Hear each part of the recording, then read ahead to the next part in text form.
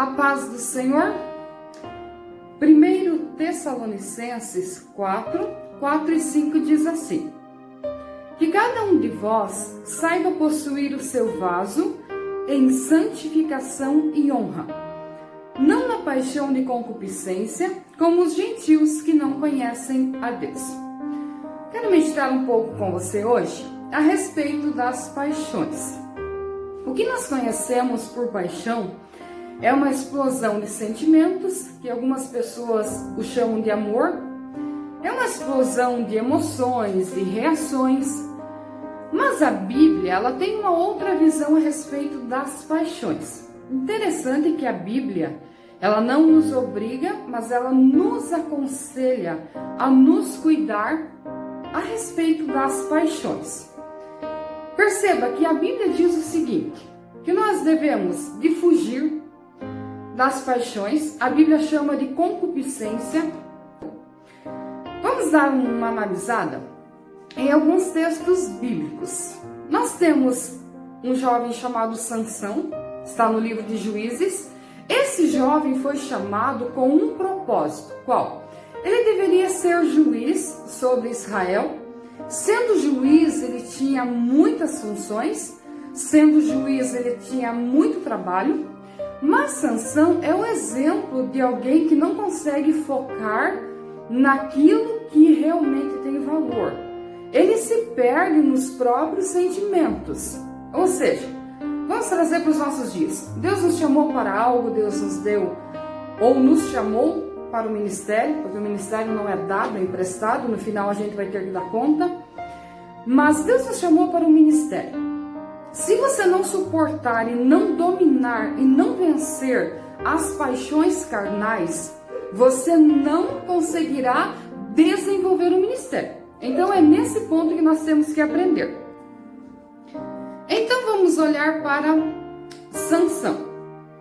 Sansão esqueceu-se do seu chamado, ele esqueceu-se do seu ministério, esqueceu-se das suas funções.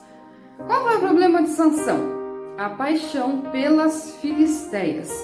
Perceba que entre o povo de Deus, entre os contemporâneos de Sansão, claro que existiam donzelas, jovens, moças bonitas, mas ele não conseguia interessar-se por nenhuma delas. Interessante que ele desejava as filisteias, claro que tinham a sua beleza normal, mas eram mulheres que pertenciam aos inimigos do povo de Deus.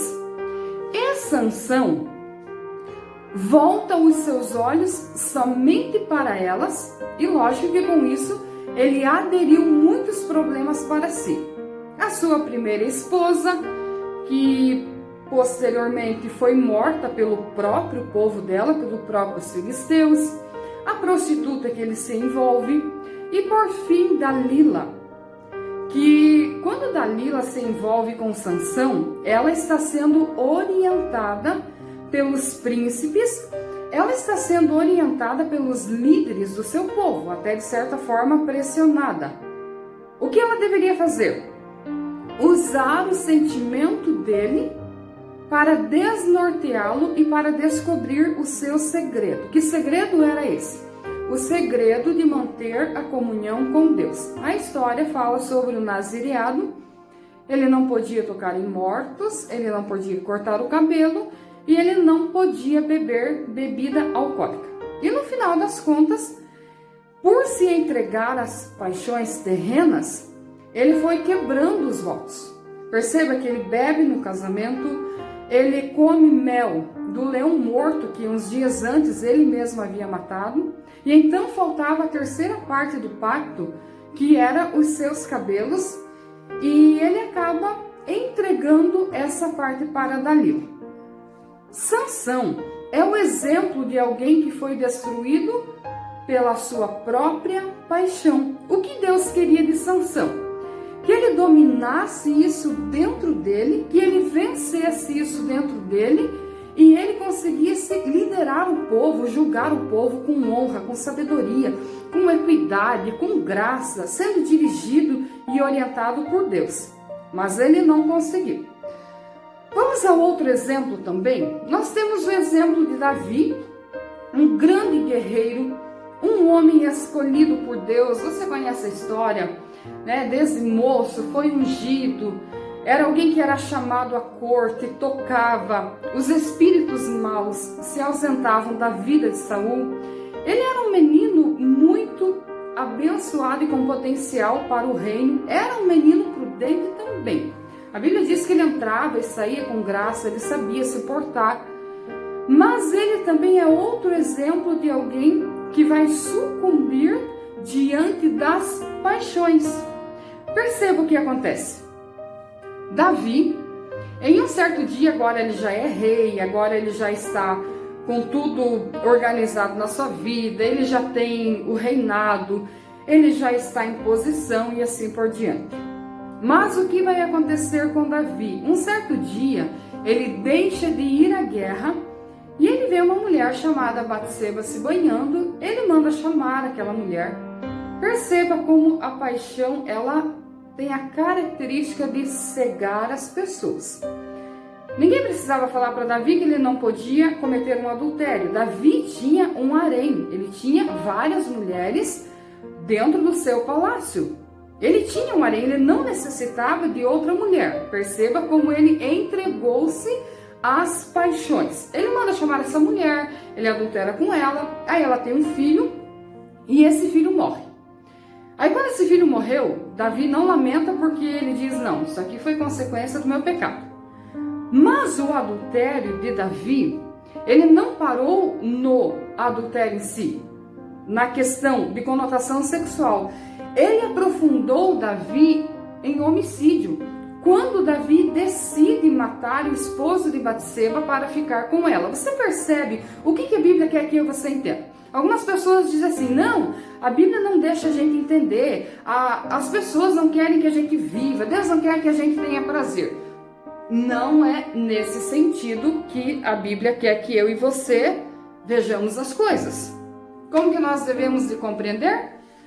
Davi, como qualquer outra pessoa, tornou-se cego por causa de um desejo estritamente carnal. Então o que aconteceu? Davi cometeu um adultério e um homicídio. Só que Deus não deixou isso impune. Por que a Bíblia nos orienta para suportar as paixões? Porque elas trarão o seu preço. E foi o que aconteceu com Davi. A vida de Davi continua, tá? Ele tem vários filhos, já que ele tinha várias mulheres, ele tem vários filhos. Filhos esses que eram irmãos por parte de pai. O que aconteceu? Outro exemplo nojento de paixão é Aminon, que era filho de Davi, meio-irmão de Tamar, que também era filha de Davi. O que acontece? Aminon se apaixona por Tamar. E ele, aconselhado por alguém totalmente desprovido de Deus, por um amigo dele, o que ele faz? Ele finge que está doente e pede que a irmã dele venha cuidá-lo. Ela vem e no final ele acaba cometendo um estupro. Aí, aqui nós temos 3 exemplos de paixões em situações diferentes. Nós temos Sansão, ele era um moço solteiro, ele se apaixonou por uma mulher do povo inimigo. Nós temos Davi, que era um moço, era um homem casado, mas se apaixonou pela esposa de um dos seus servos, um dos seus guerreiros, e nós temos a situação de Aminon, que era meio-irmão de Tamar. Nós temos 3 situações diferentes, mas você vai ver sérias consequências. O que aconteceu com Sansão? Morreu. De que forma? De uma forma muito humilhante.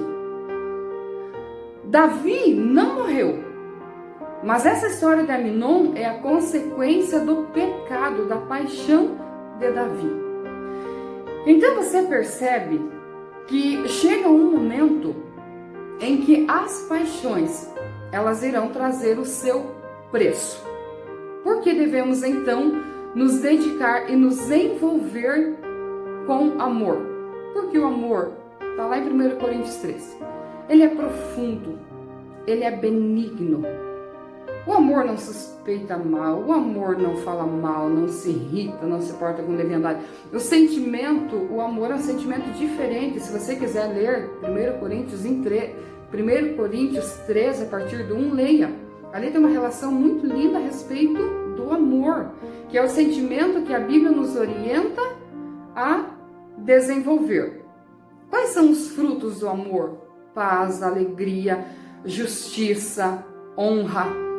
Entende? Então os frutos da paixão são destrutivos, mas os frutos do amor são construtivos. Jesus é um exemplo de amor ágape, de amor puro, de quem deixa tudo o que era, tudo o que tinha, tudo que possuía e vem se entregar por outros, tá? Ele vem fazer de tudo pela humanidade, mas a humanidade respeita Jesus? Não, nem todos. Muitos respeitam, o amam, mas nem todos. E Jesus sabia disso. Mas ele não está interessado na reação da humanidade. Ele está interessado no propósito. Qual é? Salvar, redimir e resgatar a humanidade. Quer ter uma vida pacífica? Suporte as paixões. Por mais fortes que elas sejam, elas são humanas, são o que a Bíblia chama de tentação humana e carnal. Então, é possível vencer, suportar uma paixão? É. Agora, se você não tiver uma vida de oração, de entrega, nem tente, porque você não consegue. A gente só suporta as paixões humanas por causa do Espírito Santo, porque ele é o nosso guia, ele é o nosso orientador. Ele está aqui com o objetivo de nos conduzir para onde? Para a eternidade. Agora, aqueles que suportaram as paixões e desenvolveram o amor, eles encontraram um caminho lindo. Um caminho de flores? Não, um caminho de espinhos.